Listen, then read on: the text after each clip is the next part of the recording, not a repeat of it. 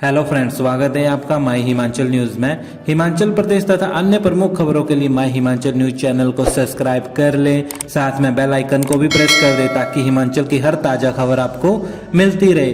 तो सबसे पहले बात करते हैं हिमाचल के कोरोना अपडेट पे। तो हिमाचल में आज 225 नए केस आए हैं, 245 मरीज ठीक हुए हैं, 5 की जान चली गई है। हिमाचल में आज कोरोना के 225 मामले सामने आए हैं, वहीं 245 कोरोना पॉजिटिव ठीक हुए हैं। हिमाचल में आज 5 की जान चली गई है। प्रदेश में कुल आंकड़ा 19,844 पहुंच गया है। अभी 2,609 एक्टिव केस हैं। अब तक 16,932 कोरोना पॉजिटिव ठीक हो चुके हैं। कोरोना डेथ का आंकड़ा 289 पहुंच गया है। कुल्लू में मंडी में 38 मामले हैं, बिलासपुर में हमीरपुर में 18 हैं, सोलन में 16, चंबा में सिरमौर में 13 हैं, कांगड़ा लाहौल स्पीति में ऊना में 8 में किन्नौर में 1 मामला सामने आया है। वहीं मंडी के 67, सिरमौर के 36, कुल्लू के 27, शिमला के 25, लाहौल स्पीति के 24, बिलासपुर में कांगड़ा के 14, सोलन के 11, चंबा में ऊना के 9, हमीरपुर के 6 व किन्नौर के 3 कोरोना पॉजिटिव हिमाचल प्रदेश में ठीक हो चुके हैं।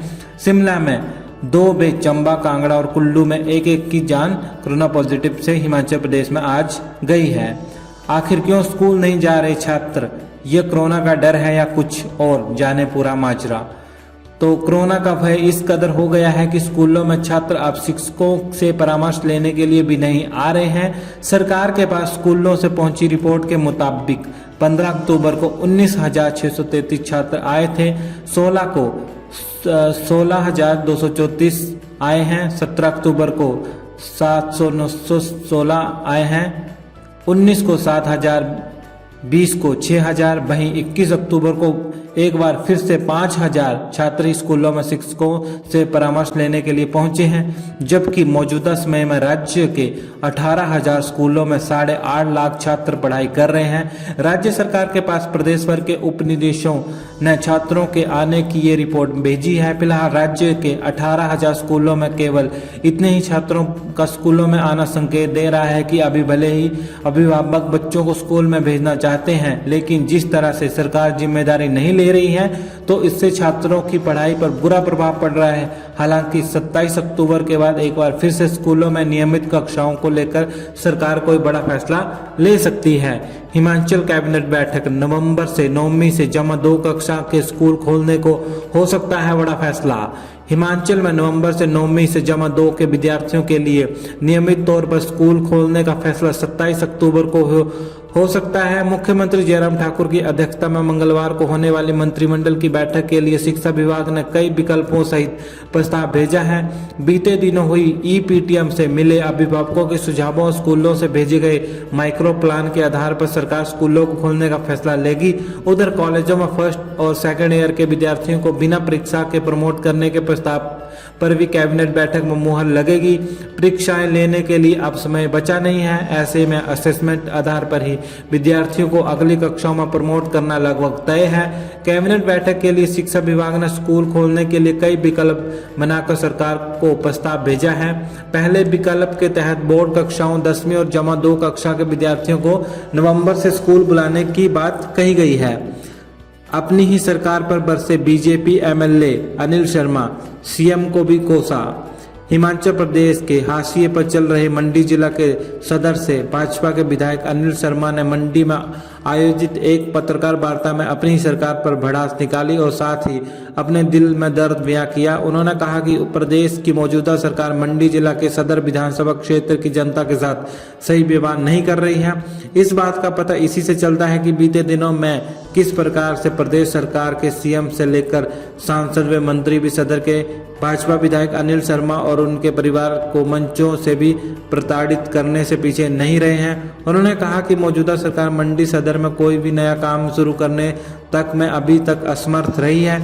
अनिल शर्मा ने कहा कि सदर में मात्र वही काम आज सरकार शुरू कर रही है जिनकी प्लानिंग उन्होंने पूर्व की सरकारों के समय में की थी। उन्होंने कहा कि मंडी जिला से सीएम बनने से लोगों में काफी आशा थी, लेकिन प्रदेश सरकार के राजनीतिक तौर पर मंडी सदर की जनता के साथ धोखा किया है। उन्होंने कहा कि प्रदेश के सीएम जयराम ठाकुर मंडी सदर में 3 वर्षों में कोई भी नया काम करवाने में पूरी तरह से असफल रहे हैं। कंडक्टर भर्ती परीक्षा 4 सॉल्वरों को भेजा था प्रश्न पत्र। एसआईटी ने आयोग से तलब किया परीक्षा रिकॉर्ड। कंडक्टर भर्ती की लिखित परीक्षा का प्रश्न पत्र व्हाट्सएप से बाहर भेजने के मामले की जांच कर रही एसआईटी ने कर्मचारी चयन आयोग हमीरपुर से परीक्षा संबंधी सभी रिकॉर्ड तलब कर लिया है। वहीं पूछताछ में खुलासा हुआ है कि मुख्य आरोपी अभ्यर्थी मनोज ने 2 दोस्त सॉल्वरों को प्रश्न पत्र व्हाट्सएप पर भेजा था। 2 दोस्तों ने आगे 2 और सॉल्वरों को पेपर भेजा था, यानी मनोज के अलावा आगे कुल 4 युवकों को पेपर व्हाट्सएप के जरिए गया था। आरोपियों में एक एचआरटीसी कंडक्टर और दूसरा रेलवे का को पायलट भी शामिल है। पुलिस के अनुसार मनोज कुमार ने पूछताछ में बताया कि उसने परीक्षा केंद्र से अपने चचेरे भाई और एक दोस्त को मोबाइल से पेपर हल करने को भेजा था। मुकेश को जितने सवालों से जवाब आते थे उसने भी मनोज और व्हाट्सएप से बता दिए थे। कंडक्टर अनिल ने पेपर आगे 2 लोगों को भेजा था। इनमें से एक दोस्त ने पेपर के कुछ सवाल हल करके वापस भेज दी, जबकि दूसरे दोस्त ने पेपर मीडिया में वायरल कर दिया। इस पूरे प्रकरण में कथित रूप से मनोज के अलावा 4 युवक शामिल हैं। इनमें से एक युवक एचआरटीसी में 2 साल से कंडक्टर की नौकरी कर रहा है, जबकि दूसरा रेलवे में को पायलट के रूप में हाल ही में चयनित हुआ है। 4 आरोपियों पर केस दर्ज हो गया है। ऐसे में 2 युवकों की नौकरी पर तलवार लटक रही है। पुलिस के समक्ष युवक उनका भविष्य बचाने को गिड़गिड़ा रहे हैं। हिमाचल में घटे कोरोना टेस्ट मरीजों की संख्या पर क्या पड़ेगा असर, एक्सक्लूसिव रिपोर्ट। सोमवार को राज्य सचिवालय में प्रदेश के स्वास्थ्य मंत्री डॉक्टर राजीव सहजल ने पत्रकार वार्ता में कहा कि प्रदेश में रोजाना टेस्टिंग क्षमता को 4000 किया जा रहा है, ताकि कोविड के मरीजों का पता लगाकर उनका उपचार किया जा सके और अन्य लोगों को बचाया जा सके। लेकिन इसके बावजूद भी स्वास्थ्य विभाग अपने इस टारगेट को पूरा नहीं कर पा रहा है। ऐसे में प्रदेश में कोविड के भी मरीज ज्यादा नहीं मिल रहे हैं। प्रदेश में पिछले कुछ दिनों से कोविड के मामलों में कमी आई है, जो कि अच्छी बात है, लेकिन इसके साथ ही प्रदेश में प्रतिदिन सैंपलों की क्षमता को भी बढ़ाने के बारे में कहा गया था, ताकि कोविड से ग्रस्त मरीजों को उपचार देकर उनकी जान बचाई जा सके।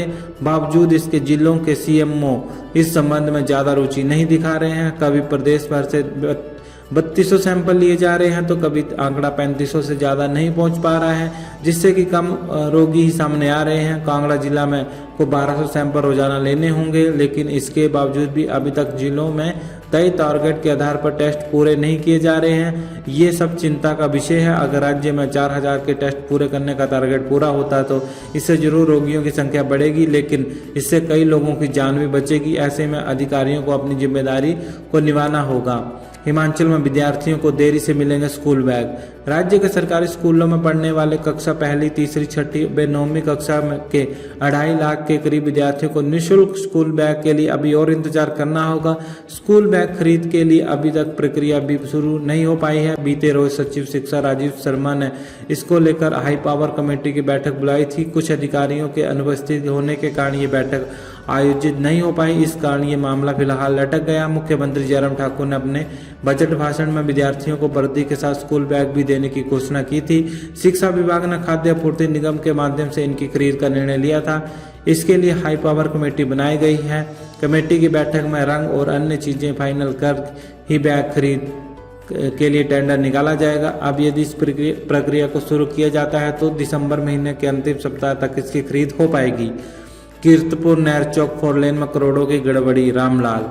कांग्रेस विधायक रामलाल ने कीर्तपुर नहर चौक 4 लेन में करोड़ों की गड़बड़ी का आरोप लगाया है। उन्होंने कहा कि इंटरनल ऑडिट में बात सामने आई है कि इस परियोजना में करोड़ों की गड़बड़ी हुई है। परियोजना से जुड़े अधिकारियों ने बड़े शहरों में अपनी प्रॉपर्टी बनाई, लेकिन जो लोग अपने रोजगार के लिए इस परियोजना में काम कर रहे थे उनकी 120 करोड़ रुपए की देनदारी लटकी हुई है। प्रेस वार्ता करते हुए उन्होंने जिले से जुड़े कई अहम मुद्दों पर प्रदेश और केंद्र सरकार की कार्यप्रणाली पर सवाल उठाए। उन्होंने कहा कि जिले में रेलवे लाइन 4 लेन सहित कई और अहम प्रोजेक्ट चले हैं, उनका सारा मलबा गोविंद सागर झील में डंप किया जा रहा है। प्रदूषण कंट्रोल बोर्ड चुप बैठा है। गोविंद सागर में होने वाली अवैध डंपिंग से भविष्य का भाखड़ा बांध पर काफी असर पड़ेगा। वहीं मलबा डंप होने से मछली उत्पादन में भारी गिरावट आ रही है। ठाकुर ने कहा कि श्री नैना देवी जी विधानसभा क्षेत्र के मेहला में 4 लेन में पुल बनाने के लिए पिलर दिए गए थे, जिस पर करोड़ों रुपए खर्च किया गया था, लेकिन 3 साल से काम बंद है। बरसात से ये सारे पिलर ढह गए। बिलासपुर में अंतर्राष्ट्रीय स्तर का स्टेडियम बना है। वहीं ये एकमात्र ऐसी जगह है जहां जल, थल और हवाई प्रतियोगिताएं करवाई जाती हैं, लेकिन गोविंद सागर झील में जमा होती गंदगी से इस पर प्रभाव पड़ रहा है। अगर जनता से जुड़े मुद्दों पर कोई कार्रवाई नहीं हुई तो हाईकोर्ट जाएंगे। तो वीडियो को लाइक कर दीजिएगा, चैनल को सब्सक्राइब कर दीजिएगा, उसके साथ लगी बेल को भी प्रेस कर दीजिएगा ताकि हिमाचल की हर ताज़ा खबर आपको मिलती रहे। जय हिंद, जय भारत।